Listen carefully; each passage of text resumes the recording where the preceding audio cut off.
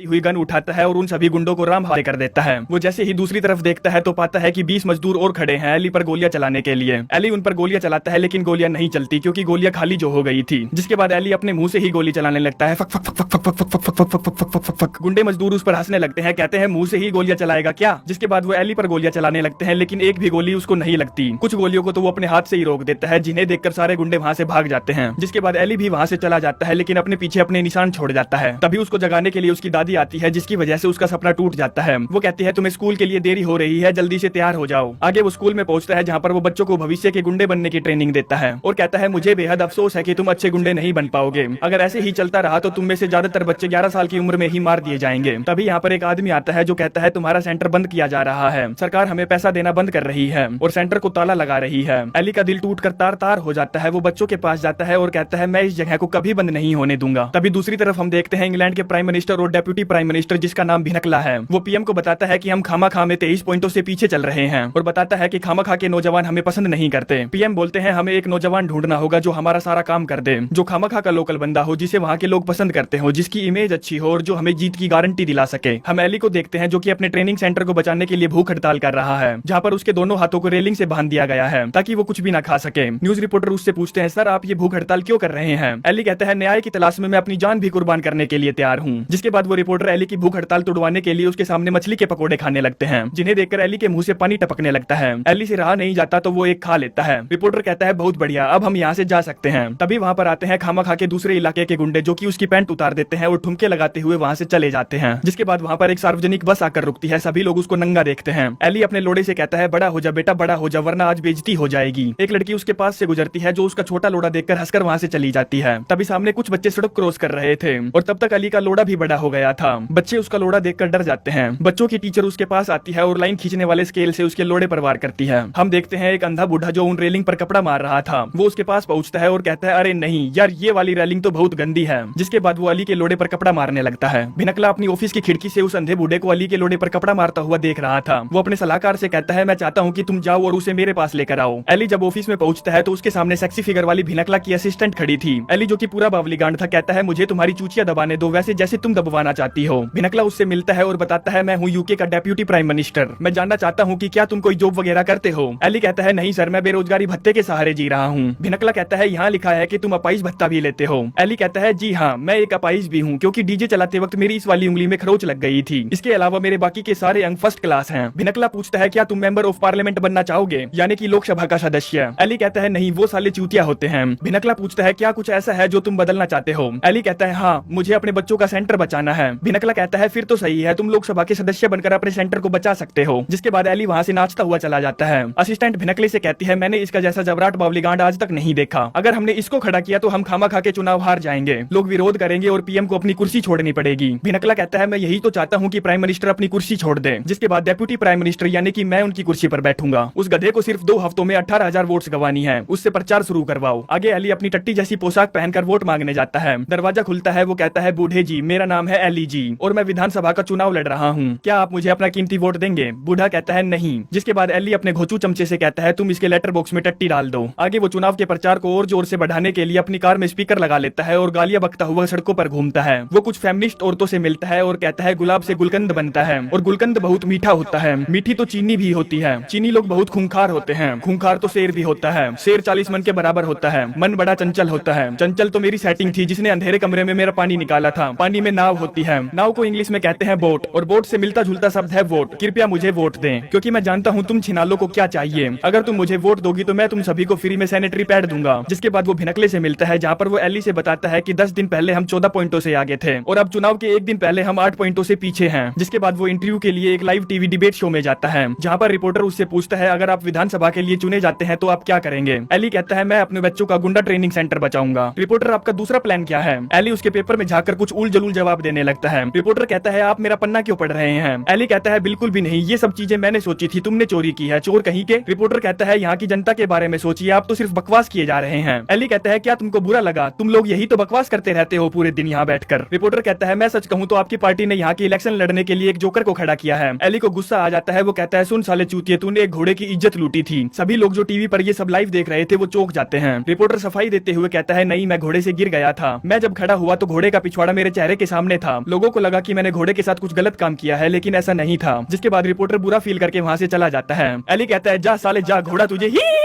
करके बुला रहा है। अब अगले दिन विधानसभा के नए मेंबर को चुना जाना था, जहाँ पर एली 6 वोटों से जीत जाता है और विधानसभा का नया मेंबर बन जाता है। दरअसल ये सारा बदलाव उस न्यूज की वजह से हुआ था जिसमें उसने न्यूज रिपोर्टर की कहकर ले ली थी। लोगों को उसका बेधड़क बोलना बहुत पसंद आया था, इसीलिए उसको 6 वोटों से जिता दिया। अगले दिन वो विधानसभा पहुंचता है, जहाँ पर जाते ही अपनी बकवास शुरू कर देता है। स्पीकर उसकी पार्टी की बेइज्जती कर रहा था, तो एली स्पीकर को चुप कराते हुए बोलता है शांत हो जा आतंकवादी। जिसके बाद वो सभी से कहता है देखो अपने आप को, सारे दिन इस कमरे में बैठकर एक दूसरे को गाली देते रहते हो, एक दूसरे की रिस्पेक्ट करना सीखो। तभी वहाँ 2 गार्ड आते हैं और उसे उठाकर बाहर फेंक देते हैं। प्राइम मिनिस्टर भिनकले से कहता है इसने तो मेरी इज्जत मिट्टी में मिला दी, कल सुबह मुझे वो मेरे ऑफिस में चाहिए उसके इस्तीफे के साथ। अगली सुबह वो पीएम के ऑफिस पहुंचता है, जहां पीएम उसे अखबार दिखाता है जिसमें उसकी विधानसभा में बेधड़क बोलने की तारीफ की गई थी। पीएम कहता है मीडिया वाले तो तुम्हारे दीवाने हो गए हैं। जिसके बाद पीएम उसे कैबिनेट में ज्वाइन करा देते हैं। कैबिनेट वो होता है जिसके अंदर बड़े बड़े राजनेता आपस में बैठकर देश के मसले सुलझाते हैं, जिसे मंत्रिमंडल भी कहा जाता है। उधर दूसरी तरफ डेप्यूटी प्राइम मिनिस्टर अपनी अलग ही योजना बना रहा था, जिसमें एली अगर कैबिनेट को ज्वाइन करता है तो पब्लिक को लगेगा कि वो पीएम के साथ ही है, इसीलिए अगर उसने कोई गलती की तो उसका सारा इल्जाम पीएम पर लगेगा और पीएम को अपनी सीट से इस्तीफा देना पड़ेगा। एली पीएम से कहता है अंकल अब तो मैं कैबिनेट का मिनिस्टर बन गया हूँ, तो मुझे न्यूक्लियर बटन दिखाओ ना। पीएम कहता है पर ये बात किसी को बताना मत। एली कहता है ठीक है अंकल नहीं बताऊंगा। जिसके बाद पीएम उसे वो लाल बटन दिखाता है जिसके दबाने से पूरी दुनिया तबाह हो सकती है। एली कहता है चलो ना अंकल छोटे मोटे देश को उड़ा कर देखते हैं। पीएम कहता है कल तुम्हारी पहली कैबिनेट की मीटिंग है, हम वहाँ पर देश के शरणार्थियों के बारे में बात करेंगे, यानी कि रिफ्यूजीज के बारे में बात करेंगे। अगले दिन सभी मंत्री और पीएम समेत एली भी मीटिंग में होता है। प्राइम मिनिस्टर दूसरे मंत्री से पूछता है हम शरण मांगने वालों के बारे में क्या कर रहे हैं। वो कहता है सर हम सभी की मदद तो नहीं कर सकते क्योंकि उससे हमारी पूरी अर्थव्यवस्था चरमरा जाएगी। तभी एली पूछता है वो कौन सी चीज है जिसकी हमारे देश को सख्त जरूरत है। कोई बोलता है अस्पताल, कोई बोलता है लाइब्रेरी। एली कहता है चल चुप कर बे, हमारे देश में होट लड़कियों की कमी है और भद्दी लड़कियों की तादाद बढ़ती जा रही है, तो हम सिर्फ होट लड़कियों को अपने देश में शरण दे देते हैं और बाकियों को भगा देते हैं। प्रॉब्लम सोल्व, एक तीर से 2 निशाने। हम देखते हैं होट लड़कियों को देश में आने दिया जाता है और जो लड़की होट नहीं होती उन्हें वापस उनके देश भेज दिया जाता है। ये प्रॉब्लम सोल्व हो गई थी तो पीएम बहुत खुश थे। जिसके बाद एक और मीटिंग में मुद्दा छेड़ा जाता है कि पिछले 15 सालों में हमारे देश का शिक्षा का लेवल नीचे गिर गया है। एली कहता है हाँ वो सब इसलिए हो रहा है क्योंकि बच्चों को वो सब पढ़ाया जा रहा है जो उन्हें नहीं चाहिए, जैसे कि मैथ और इंग्लिश। जिसके बाद पढ़ाई की पूरी रणनीति बदल दी जाती है और अब स्कूलों में गांजा बेचना और बिजनेस करना सिखाया जाने लगता है। आगे विधानसभा में स्पीकर बोलता है कि हमारे देश में सेना के ऊपर हर साल टैक्स पेयर के 420 करोड़ पाउंड खर्च किए जाते हैं, सरकार इस खर्च को कैसे कम कर सकती है। एली सुझाव देता है कि पूरी की पूरी आर्मी को डाइट पर डालकर खर्चा कम किया जा सकता है। जिसके बाद वो इंग्लैंड की महारानी से मिलने जाते हैं, जहाँ पर वो महारानी के हाथ को एक बार चूमने लगता है तो फिर चूमता ही रहता है। पीएम की ये देखकर फट जाती है। एली महारानी से कहता है कैसी हो डार्लिंग, सिक्कों पर जैसी दिखती हो वैसी हो नहीं, अगली बार जब मैं 8 आने के सिक्के अपनी जेब में डालूंगा तो मुझे बहुत खुशी होगी क्योंकि आप जो मेरे पप्पू के इतने करीब रहोगी। जिसके बाद महारानी कहती है क्या तुम मेरे लिए डांस करोगे। एली वहीं पर शुरू हो जाता है और अपना गंदा डांस दिखाता है। तभी उसका बैलेंस बिगड़ जाता है और महारानी के कपड़े फटकर उसके हाथ में आ जाते हैं। एली महारानी की झाटे देखता है और कहता है इस उम्र में भी वैक्सिंग, गजब बहनचो। एली एक अच्छे नेता की तरह काम कर रहा था जिसकी वजह से वो लोकप्रिय होता जा रहा था। सभी लोग अब उसको विधानसभा में पसंद करने लगे थे क्योंकि वो जो भी बोलता था बेधड़क बोलता था।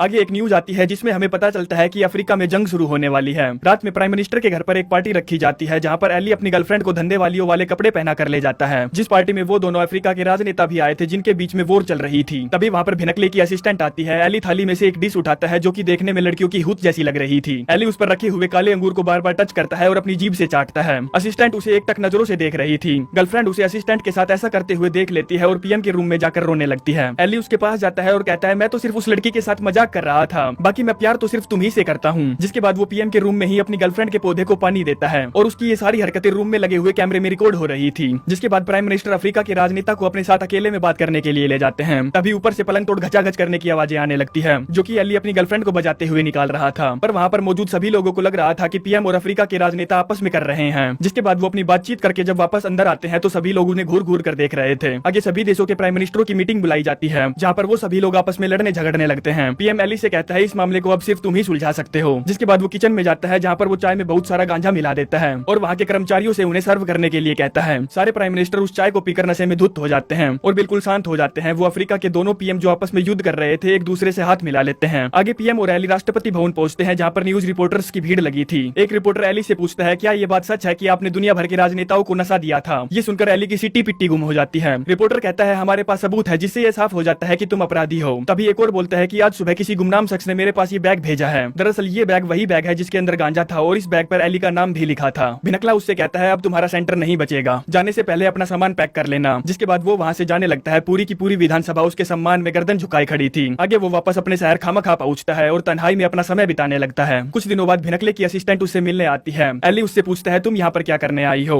वो टीवी को चालू करती है जिस पर न्यूज चल रही थी कि पीएम की एक वीडियो वायरल हो गई है जिसमें वो किसी रांड के साथ गंडागंड कर रहे हैं, जिसके चलते पब्लिक प्रेशर में उन्होंने अपने पद से इस्तीफा दे दिया है और डेप्यूटी प्राइम मिनिस्टर यानी कि भिनकले ने अब पीएम की कुर्सी संभाल ली है। जिससे ये साफ हो जाता है कि ये सारी चाल भिनकले ने ही चली थी। एली कहता है ये पूरी वीडियो नहीं है और वो कोई रांड नहीं है, मेरी गर्लफ्रेंड है। असिस्टेंट कहती है मैं जानती हूँ, भिनकले ने ही मुझे यहाँ पर तुम्हारा मुंह बंद रखने के लिए भेजा है और कहा है कि वो तुम्हारी जेबें भर देंगे और मैं तुम्हारा दिल खुश कर दूंगी। जिसके बाद वो अपने कपड़े उतारने लगती है, लेकिन एली को किसी की भी इज्जत लेने से ज्यादा किसी को इज्जत दिलाने में ज्यादा खुशी होती थी। इसीलिए वो पीएम को बचाने के लिए अपने सभी टपोरी दोस्तों की मदद लेता है और वो पूरी वीडियो लेने के लिए राष्ट्रपति भवन में घुस जाता है, जहाँ पर वो बड़ी बड़ी कठिनाइयों को बड़ी ही आसानी से पार करके तिजोरी तक पहुंच जाते हैं। वो तिजोरी खोलते हैं जिसमें उन्हें कोई टेप नहीं मिलती। उन्हें कुछ मिलता है तो सिर्फ उनके शहर खामखा का नक्शा, जिसे देखकर एली समझ जाता है कि भिनकला उनके शहर पर एक एयरपोर्ट बनाना चाहता है। दूसरी तरफ शहर में अब जेसीबी पूरे शहर को तोड़ने के लिए पहुंच जाती है। लोग प्रोटेस्ट पर उतर आते हैं। तभी वहाँ पर एली भी पहुंचता है छोटे बच्चे वाली साइकिल लेकर। इतनी ही देर में भिनकला भी पुलिस वालों को लेकर वहाँ पहुंचता है और उसे गिरफ्तार करने के लिए कहता है। तब तक पीएम भी वहाँ पहुंच जाता है और कहता है उसे छोड़ दो। असिस्टेंट बोलती है भिनकला तुम्हारा भांडा फूट चुका है। प्राइम मिनिस्टर भिनकले को गिरफ्तार करवा देते हैं और एली से कहते हैं मैं तुमसे वादा करता हूँ कि तुम्हारे शहर पर कोई हवाई अड्डा नहीं बनाया जाएगा। और उससे पूछते हैं क्या तुम मेरे डेप्यूटी प्राइम मिनिस्टर बनना चाहोगे। एली कहता है नहीं, पर एक काम है जो आप मेरे लिए कर सकते हैं। लास्ट सीन में हम देखते हैं उसे जमैका ब्रिटिश एम्बेसी का एम्बेसडर बना दिया गया है, जहाँ पर उसकी असिस्टेंट उसे बताती है कि आपकी फसल तैयार है। हम देखते हैं उसने चारों तरफ गांजा उगा रखा है और पटाखों लड़कियों को अपनी सेवा में लगाया हुआ है। जिसके बाद लड़कियों के कपड़े पहनाकर भिनकले को उसके सामने पेश किया जाता है। एली कहता है नाच साली कुतिया, और वो नाचकर उसका मनोरंजन करता है।